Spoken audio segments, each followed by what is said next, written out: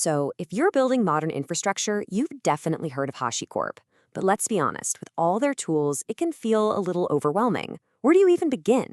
Well, today we're going to demystify the entire HashiCorp ecosystem for 2025. By the end of this, you'll know exactly which tools to learn first, and more importantly, why.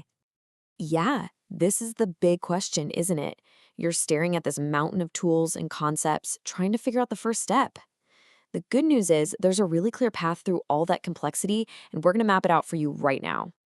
Okay, first things first, let's get a quick lay of the land. The ecosystem has had some pretty important shifts this year, and knowing what they are will give you the right context before we really dig into the individual products. So, what's new? Well, the big headline, of course, is HashiCorp's transition to IBM operations. But the tools you'll be using day to day are the same. For you, the important shifts are technical. Terraform is now much more of a full platform tool. Vault is getting way smarter about identity. And tools like Boundary are making passwordless access a real thing. The key trend here? Deeper integration across the whole board. If you take away only one thing from this explainer, let it be this right here.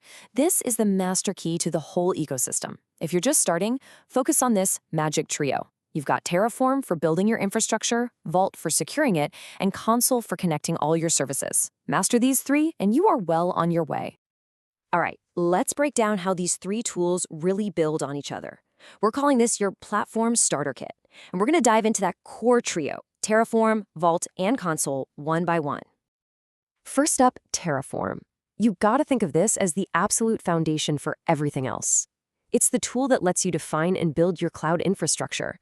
You know, your servers, your databases, your networks, all using code instead of endlessly clicking around in a web console. What makes Terraform so incredibly powerful is that you just write code describing what you want the end result to be, and Terraform figures out how to make it happen. And before it does anything, it generates a plan that you can review. It's a huge safety net. Plus, it's not just for one cloud, it works with thousands of different services. Okay, here's your first homework assignment. Seriously, don't just read about it, go do it. Build a simple stock with one module for your network and another for your app. Then use a Terraform action to send a little notification to your team chat.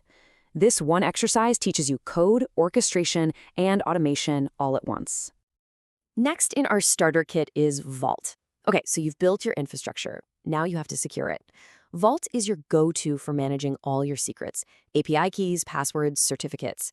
But its real power is in replacing those long-lived passwords with temporary, on-demand credentials. This right here is the modern approach to security. You know the old way? A static password that just sits there. A huge risk if it ever leaks. Well, the Vault approach is totally different. It generates a temporary, one-time use credential just when it's needed, and then it's gone. This is an absolute game changer for reducing your attack surface. All right, here's your mission for Vault. Take any simple application with a hard-coded password in a config file, come on, we've all written them, and replace it with a dynamic credential from Vault.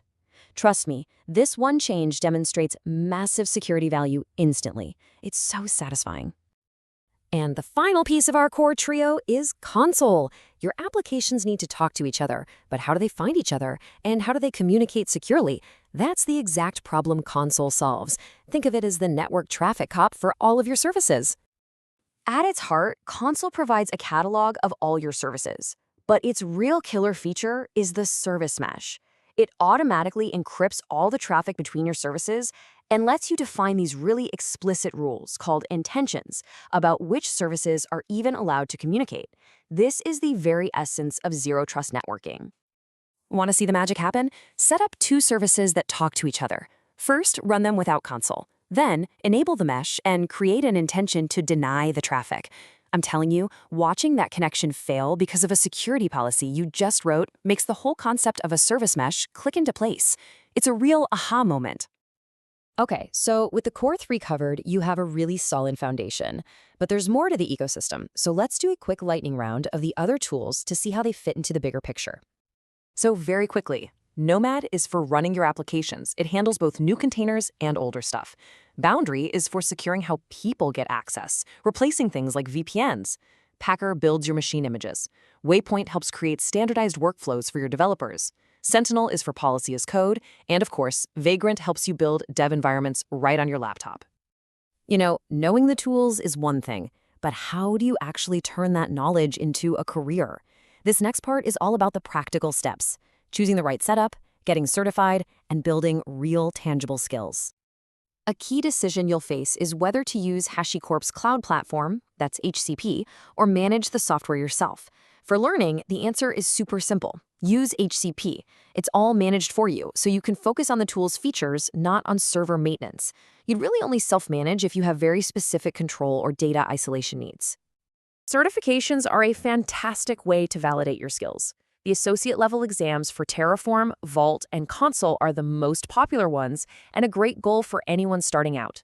The professional level, well, that's a hands-on lab. It's a true test of your advanced skills, and you often see people taking them at conferences. So how can you get there? Here's a practical 30-day plan. Week 1, build that Terraform stack we talked about. Week 2, tackle the dynamic database credential in Vault. Week 3, set up a real Consul service mesh. And in week 4, you can tie it all together with some policy and maybe try another tool like Packer. I know it's aggressive, but it is completely achievable. Okay, we've covered the landscape, the core tools, and even a learning path. Let's wrap this all up with your first, most immediate actions. What can you do the second this is over? You know, the biggest barrier to learning is often cost or complexity. Well, HashiCorp removes that. The HCP Terraform free tier gives you up to 500 resources.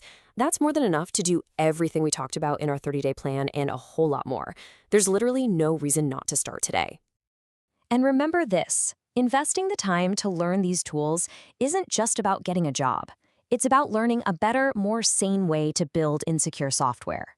It's a skill set that brings automation, safety, and sanity to infrastructure. Your future self will thank you. Ultimately, the most important thing you can do is start. Don't just watch videos and read docs, build something. Take that 2-module stack, that demo app with the hard-coded password, or that simple service mesh. Theory is great, but hands-on experience is everything. So what are you going to build first?